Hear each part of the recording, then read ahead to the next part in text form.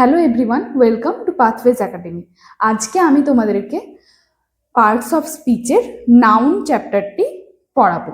এর আগের দিন আমি তোমাদেরকে পার্টস অফ স্পিচ কি এবং এর সমস্ত পার্টগুলির সম্পর্কে অল্প অল্প করে আলোচনা করে দিয়েছিলাম। এর আগের দিন আমি বলে দিয়েছিলাম যে পার্টস অফ স্পিচ কাকে বলে এবং কি কি শ্রেণী বিভাগ আছে, নাউন, প্রোনাউন, এই সমস্ত। তো চলো আজকে প্রথম পার্টটা মানে নাউন আমরা আলোচনা করি। দেখো তাহলে এখানে আজকে তোমাদের প্রথম চ্যাপ্টার নাউন। তো চলো দেখে নি এখানে কি বলা আছে। Noun is a word use to name a person, place, thing, animal, idea, quality or feelings.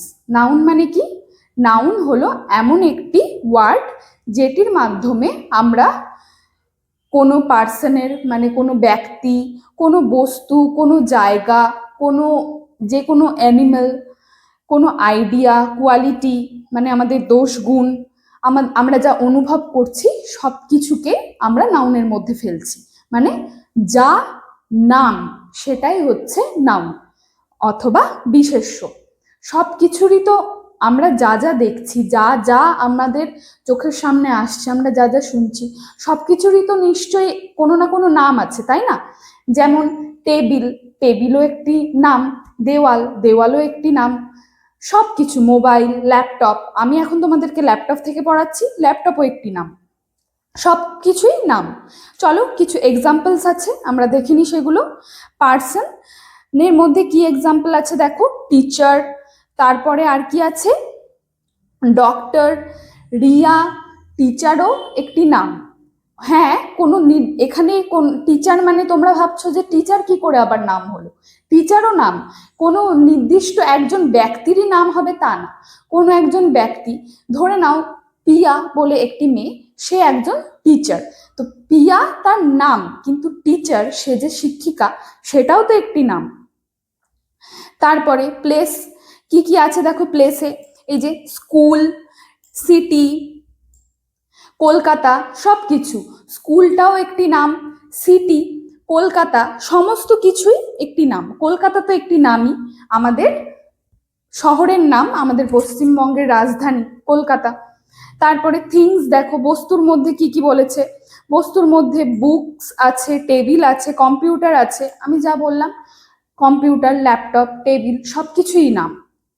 অ্যানিমালের মধ্যে টাইগার, ডগ, এলিফ্যান্ট, সমস্ত এরা নাম। আইডিয়া মধ্যে কি কি আছে দেখো, ফ্রিডম, অনেস্টি, সব কিছু। কোয়ালিটি, বিউটি, কাইন্ডনেস, ফিলিংস, কি হ্যাপিনেস অ্যান্ড স্যাডনেস, এগুলোও নাম। এই যে দুঃখ, এটাও তো একটা নাম, এমন একটা অনুভূতি, সেটাকে আমরা নাম, কি নাম দিয়েছি? দুঃখ। খুশি, একটা অনুভূতি, আমাদের একটা অনুভূতি যেটাকে আমরা নাম দিয়েছি খুশি। এরপরে আমরা চলে আসছি পার্টস কিংবা কাইন্ডস অফ নাউন। কি আছে দেখো, প্রথম পার্টে অনেক সময় অনেক বইয়ে প্রথমে কমন নাউনকেও আগে দেওয়া হয়, কিংবা প্রথমে প্রপার নাউনকেও আগে দেওয়া হয়। তো তার মধ্যে দেখো আমার এই ইয়েতে আমি দিয়েছি প্রপার নাউনকেই আগে দিয়েছি, এটা কোনো ব্যাপার না। আচ্ছা, তো চলো শুরু করা যাক প্রপার নাউন থেকে। দেখো প্রপার নাউনে কি বলা আছে, a noun that refers to a particular person, place, organisation or thing. মানে এমন একটি বিশেষ্য পদ, এমন একটি বিশেষ্য পদ কিংবা এমন একটি শব্দ যেটার মাধ্যমে আমরা পার্টিকুলার একজন পার্সনের মানে একজন পার্টিকুলার মানুষের নাম বোঝাচ্ছি। মানে কোনো একটি মেয়ে এবং সেই মেয়েটির একটি পার্টিকুলার নাম আছে। ধরো ওই যে টিচারের এক্সাম্পল দিতে গিয়ে বলেছিলাম পিয়া, সেই পিয়া, এই পিয়া নামটি তো একটি মেয়ের পার্টিকুলার নিজস্ব নাম, তাই তো? তো এখানে প্রপার নাউনে এটাই বোঝাতে চেয়েছে যে পার্টিকুলার একটি পার্সনের নাম। শুধু যে পার্সন তা না, কোনো প্লেস, তারপরে অর্গানাইজেশন, কোনো বস্তু, সব কিছুই। এরপরে দেখো কি বলেছে, ক্যারেক্টারিস্টিক্স। চলো ক্যারেক্টারিস্টিক্সে কি কি কি আছে দেখে নি। Always begin with a capital letter, refers to a specific name. কি বলা আছে যে always begin with a capital letter. আমরা যখন আমাদের কারোর নাম লিখি তখন আমরা নামটা কি দিয়ে শুরু করি? ইংলিশে যখন আমরা নাম লিখি আমরা তো ক্যাপিটাল লেটার দিয়েই নামটা শুরু করি, তাই না? তো কি বলেছে যে যেহেতু কোনো একটি পার্টিকুলার নামের কথা বলা হয়েছে তাই জন্য সর্বদা এটি ক্যাপিটাল লেটার দিয়েই শুরু হবে। এক্সাম্পলসে চলে আসি, কি আছে দেখো, কলকাতা, ইন্ডিয়া, রবীন্দ্রনাথ টেগর, মন্ডে, জানুয়ারি, সব। এই যে কলকাতা, কলকাতা একটা স্পেসিফিক নাম, আমাদের রাজধানীর নাম, ওয়েস্ট বেঙ্গলের রাজধানীর নাম কলকাতা, একটা রাজধানীর স্পেসিফিক নাম আছে কি কলকাতা, তাহলে কলকাতাও দেখো ক্যাপিটাল লেটার দিয়ে শুরু হয়। ইন্ডিয়া, ইন্ডিয়াও ভারতবর্ষ, দেশের সমস্ত দেশের মধ্যে আমাদের একটি দেশ ইন্ডিয়া। রবীন্দ্রনাথ টেগর, উনিও আমাদের বিশ্বকবি রবীন্দ্রনাথ ঠাকুর। তারপরে মন্ডে, জানুয়ারি, আমাদের মন্ডে হচ্ছে কি আমাদের দিনগুলির মধ্যে ইংলিশে একটি দিন মন্ডে। তারপরে জানুয়ারি একটি মাস, তো সেম। তারপরে দেখো এবার কি বলেছে, সেন্টেন্স। সেন্টেন্স কি হচ্ছে দেখে নিই আমরা, চলো। Kolkata is a beautiful city, মানে কলকাতা একটি সুন্দর শহর, এটা হচ্ছে এক্সাম্পল কলকাতা দিয়ে। তারপরে রবীন্দ্রনাথ টেগর রোট মেনি পোয়েমস, মানে রবীন্দ্রনাথ টেগর অনেক কবিতা লিখেছেন। তাহলে ঠিক আছে, এই রবীন্দ্রনাথ টেগরও তাই প্রপার নাউনের একটি এক্সাম্পল, ঠিক আছে। তাহলে Kolkata is a beautiful city, এইটা দিয়ে যদি বলা হয়, কলকাতার নিচে যদি একটা আন্ডারলাইন করা থাকে তখন তোমরা প্রপার নাউন কি হবে তখন, এই যে এই এক্সাম্পলটাই হচ্ছে প্রপার নাউন। চলো এবার আমরা চলে যাচ্ছি সেকেন্ড পার্ট, কি কমন নাউনে। কমন নাউন তাহলে কি, চলো দেখে নেওয়া যাক।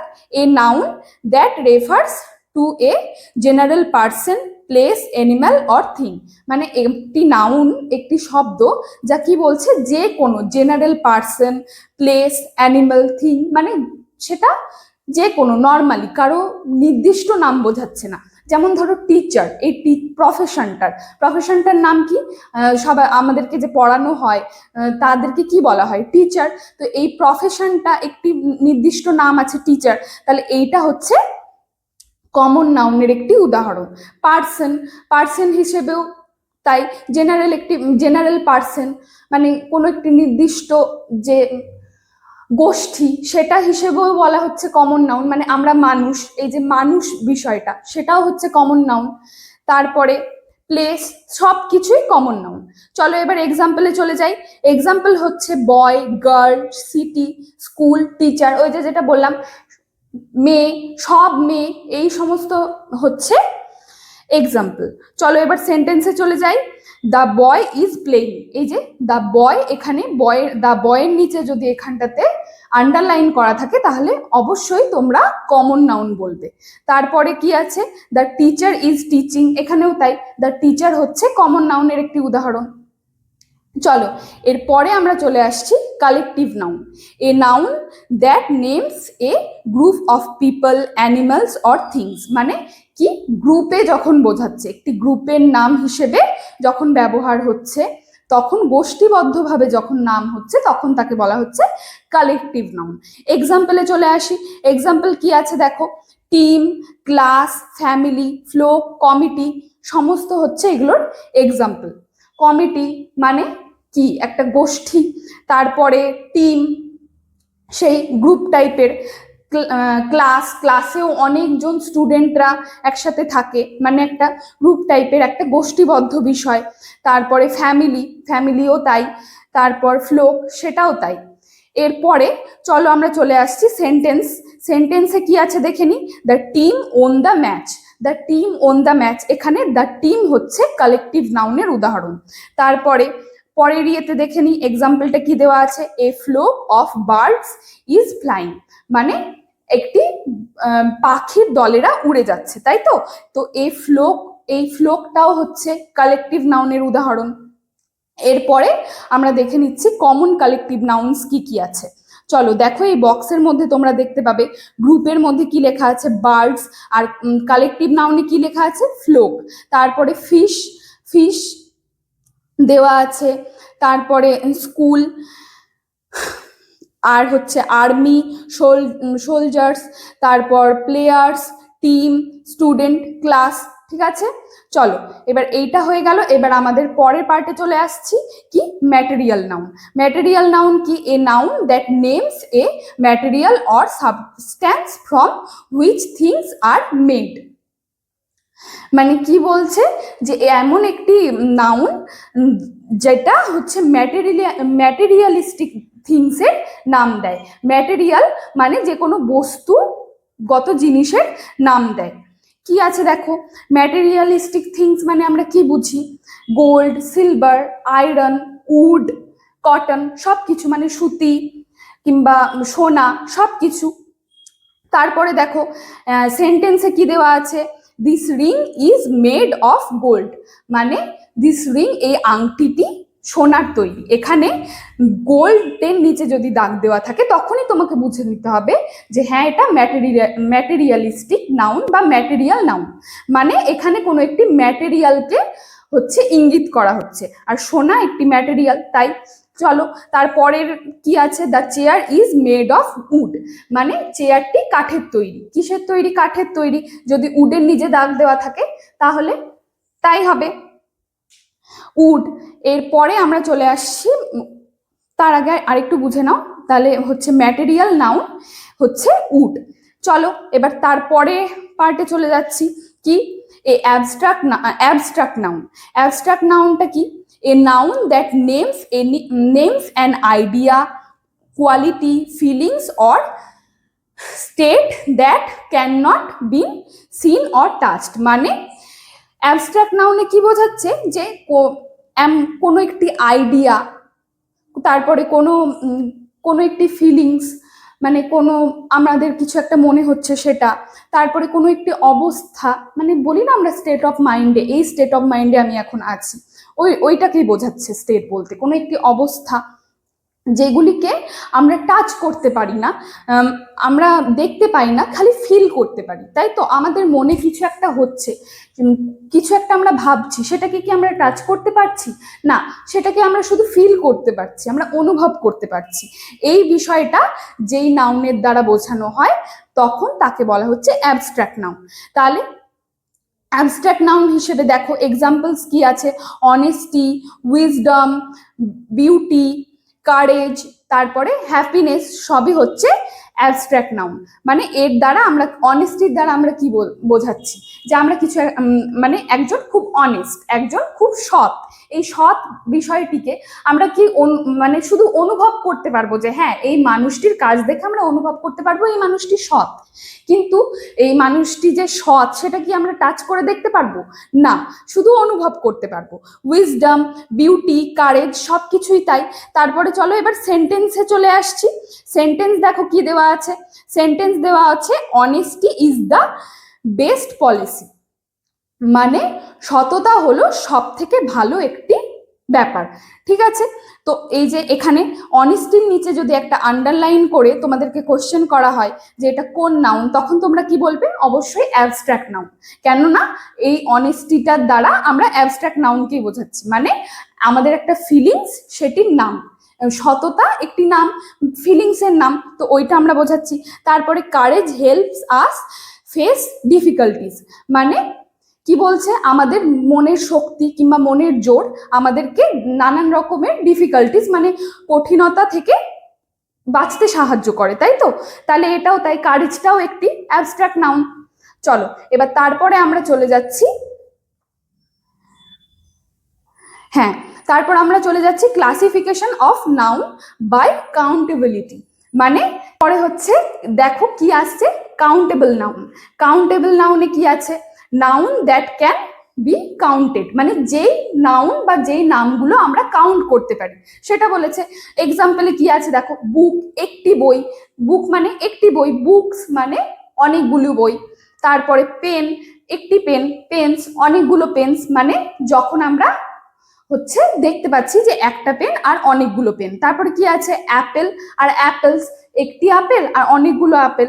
তারপরে কি আছে দেখো, সেন্টেন্সে কি লেখা আছে, আই হ্যাভ 3 বুকস, তাহলে আমার কাছে 3টে বই আছে। আরেকটা সেন্টেন্স দেখো কি দেওয়া আছে, সি বট 5 অ্যাপেলস, সে 5টা আপেল কিনেছে, তাই তো।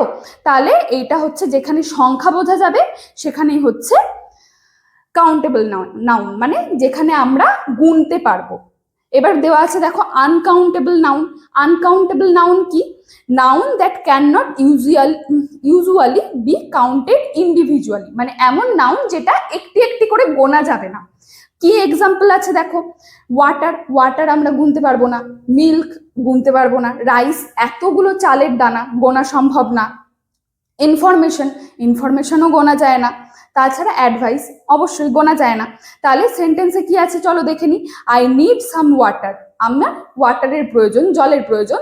তাহলে ওয়াটারের নিচে যদি দাগ দেওয়া থাকে অবশ্যই তোমরা কিন্তু এটাকে বলবে আনকাউন্টেবল নাউন। তারপরে she gave me useful advice, সে আমাকে সাহায্যমূলক অ্যাডভাইস দিয়েছে কিংবা উপদেশ দিয়েছে, তখন কি অ্যাডভাইসেও যদি দাগ দেওয়া থাকে তোমরা বলবে আনকাউন্টেবল। এরপরে আমরা চলে যাচ্ছি ক্লাসিফিকেশন বাই নাম্বার, মানে নাম্বারের দ্বারা ক্লাসিফিকেশন করা হচ্ছে যখন। সিঙ্গুলার নাউন দেখো কি আছে, refers to one person, place, animal or thing. Singular নাউনে কি বলা হচ্ছে, যখন একটি একটি কোনো পার্সন, অ্যানিমাল, থিং এগুলো একটি করে বলা হবে তখন তাকে বলা হচ্ছে। কি এক্সাম্পল, বয়, গার্ল, বুক, এগুলো হচ্ছে এক্সাম্পল, মানে একটি বয়, গার্ল, বুক এগুলো হচ্ছে এক্সাম্পল সিঙ্গুলার যখন বোঝাচ্ছে। সেন্টেন্সে কি আছে দেখো, দ্য বয় ইজ রানিং, ছেলেটি দৌড়াচ্ছে, ছেলেটি একটি ছেলে দৌড়চ্ছে, তাই জন্য দ্য বয় এখানে হবে সিঙ্গুলার নাউন। চলো এবার প্লুরাল নাউনে চলে যাচ্ছি। Refers to more than one, মানে একজনের বেশি যখন রেফার করা হয়, একজনের বেশিকে যখন বোঝানো হয় তখন তাকে বলা হচ্ছে প্লুরাল নাউন। প্লুরাল মানে তোমরা জানোই অনেকগুলি। তারপরে কি আছে দেখো, অনেকগুলিতে কি আছে, ওই একই ওইটারই বিপরীতে আছে অপোজিট, বয়েজ, গার্লস, তারপরে বুকস এগুলো হচ্ছে এক্সাম্পল। আর সেন্টেন্সে দেখো কি আছে, দ্য বয়েজ আর রানিং, মানে ছেলেগুলি দৌড়াচ্ছে। চলো হয়েছে। এইবার লাস্ট তোমরা তাহলে বুঝে নাও রুলস ফর ফর্মিং প্লুরালস কি আছে। সিঙ্গুলারে হবে বুক আর হচ্ছে প্লুরালে বুকস। তারপরে ক্লাস, ক্লাসেস, বক্স, বক্সেস, বয়, বেবি, বেবিজ, তারপরে লিভ অ্যান্ড লিভস। হয়ে গেল। তাহলে এইবার এরপরে আবার আছে জেন্ডার দ্বারা ক্লাসিফিকেশন। জেন্ডার দ্বারা ক্লাসিফিকেশনে দেখো কি আছে, মেল জেন্ডার আর ফেমিনিন জেন্ডার, তাই তো? যখন ছেলেদেরকে বোঝাচ্ছে, কোনো একটি ছেলে পার্সন কিংবা অ্যানিমাল, তারপরে হচ্ছে ফিমেল পার্সন কিংবা ফিমেল অ্যানিমালের কথা বলা হচ্ছে, তখন এগুলো বোঝাচ্ছে। ছেলেদের কথা বোঝালে এই যে মাস্কিউলিন জেন্ডার, আর মেয়েদের কথা বোঝালে ফেমিনিন জেন্ডার। দেখো ছেলেদেরটাতে কি এক্সাম্পল দেওয়া আছে, ম্যান, কিং, লায়ন, আর মেয়েদেরটাতে কি এক্সাম্পল দেওয়া আছে, ওম্যান, কুইন আর লায়নেস, তাই তো? চলো তাহলে এরপরে হচ্ছে কমন জেন্ডার, মানে ছেলে মেয়ে দুটোই যখন বোঝাবে, যেমন টিচার, স্টুডেন্ট, ডক্টর, একটি ছেলেও টিচার হতে পারে, একটি মেয়েও টিচার হতে পারে, স্টুডেন্ট আর ডক্টরের ক্ষেত্রেও তাই। তারপরে কি আছে, নিউটার জেন্ডার, মানে নন লিভিং থিংস, যেমন টেবিল, চেয়ার, এগুলো তো কোনো জেন্ডার হয় না। তো এইগুলো তো আজকে যদি আমার এই ভিডিওটি তোমাদের ভালো লেগে থাকে, কিছু যদি জানতে পেরে থাকো, তাহলে আমাদেরকে সাবস্ক্রাইব করো ইউটিউবে, এবং হচ্ছে যদি ফেসবুক থেকে দেখে থাকো তাহলে অবশ্যই আমাদেরকে ফলো করো। Thank you.